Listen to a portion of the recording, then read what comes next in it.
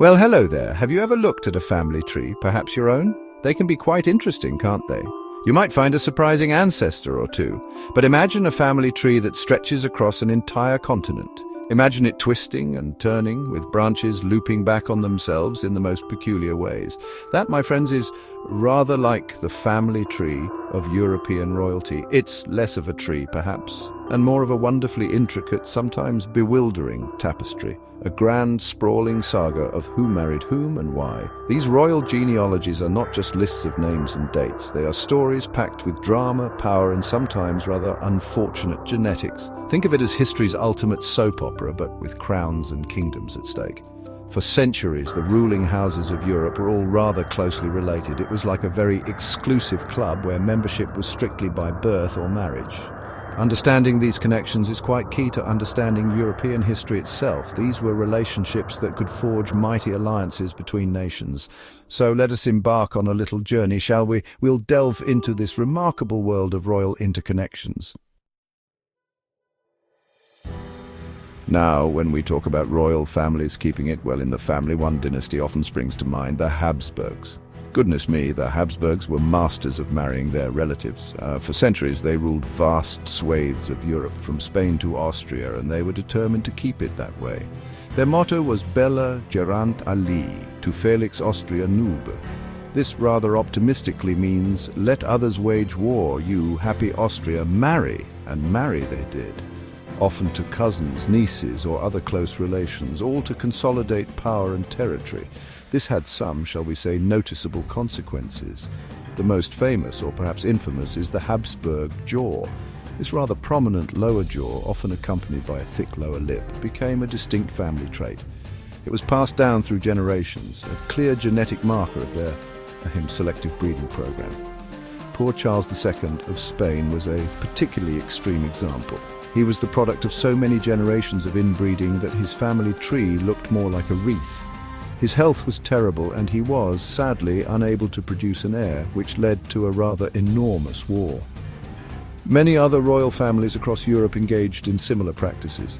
The idea was that these marriages would create stability.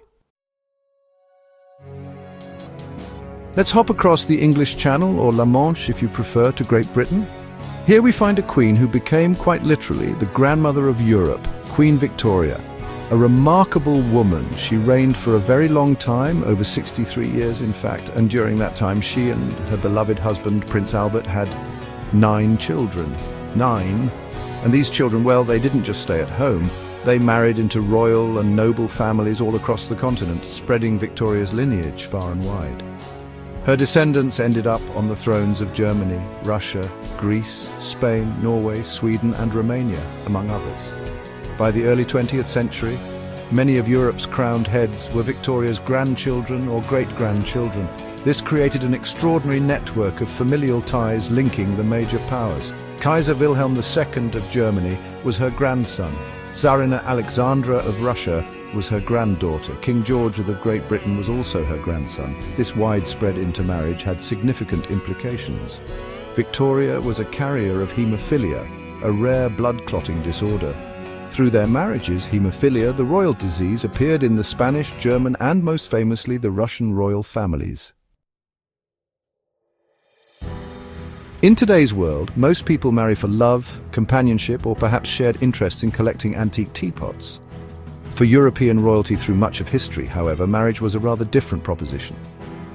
It was primarily an instrument of statecraft, a tool for forging alliances, securing peace treaties, or expanding territory. Love?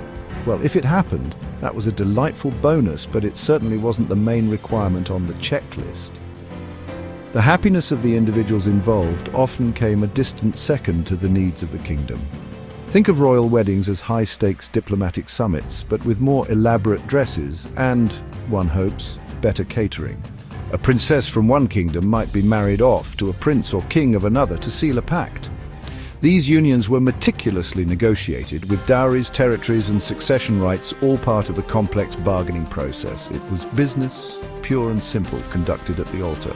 Young princes and princesses often had little say in whom they married. They were pawns in a much larger dynastic game. Section 5. A Spanish tangle. Who gets the crown? Let's take a closer look at one such instance where royal genealogy led to a rather enormous kerfuffle.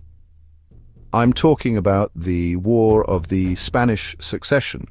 It all kicked off at the beginning of the 18th century, in 1701 to be precise. The problem was poor King Charles II of Spain, the last Habsburg ruler of Spain.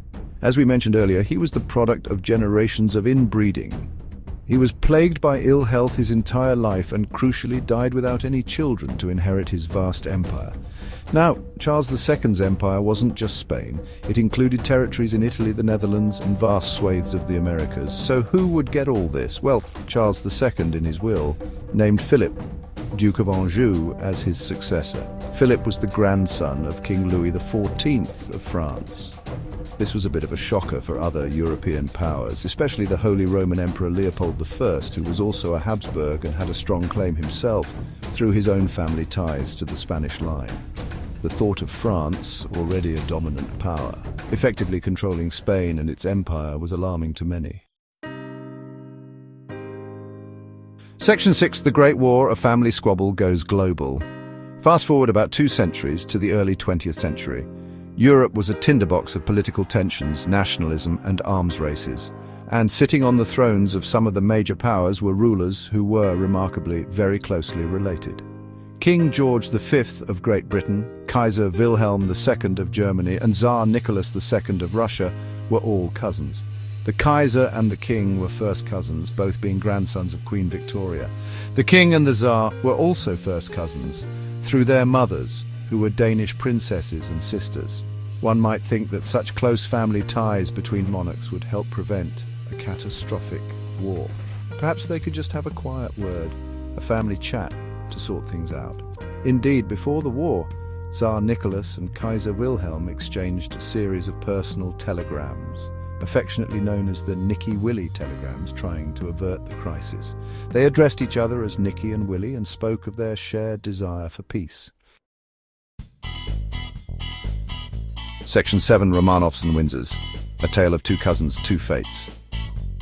The relationship between the British and Russian royal families before the First World War was particularly close. As we've noted, King George V of Great Britain and Tsar Nicholas II of Russia were first cousins. Their mothers, Queen Alexandra of Great Britain and Tsarina Maria Feodorovna of Russia, were sisters, daughters of King Christian IX of Denmark, another father-in-law of Europe. The physical resemblance between George and Nicholas was quite striking. They looked so alike that they could easily have been mistaken for twins, especially when in uniform. This close bond extended beyond just the monarchs themselves. Tsarina Alexandra, Nicholas II's wife, was a granddaughter of Queen Victoria, so the British and Russian imperial families were intertwined through multiple lines. They exchanged letters, visited each other, and their children played together. There was a genuine warmth and affection between them. Section 8. Modern royals still all in the family? So, what about today? Are the current crowned heads of Europe still part of one enormous interconnected family? Well, yes and no. The landscape of European monarchy has changed dramatically since the days of Queen Victoria. Many monarchies have disappeared, swept away by wars, revolutions, or changing political tides. Those that remain, like in the UK, Spain and the Netherlands, hold more symbolic roles. The need to marry for dynastic advantage has faded. Modern royals often marry commoners they love, not distant cousins.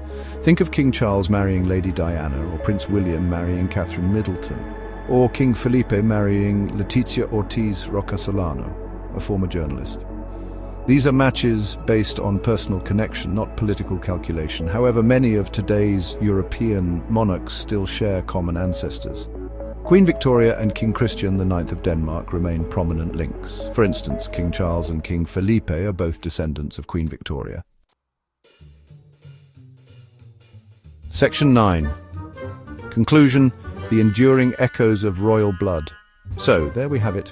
A jaunt through the labyrinthine corridors of European royal genealogy, far more than just a list of who begat whom. These intricate family trees are deeply woven into European history. Marriages, births and deaths within royal families shaped nations. Strategic unions forged alliances and sometimes caused wars. Genetic traits like the Habsburg jaw or haemophilia spread. The personal lives of royalty were public. Spouse choices altered power balances.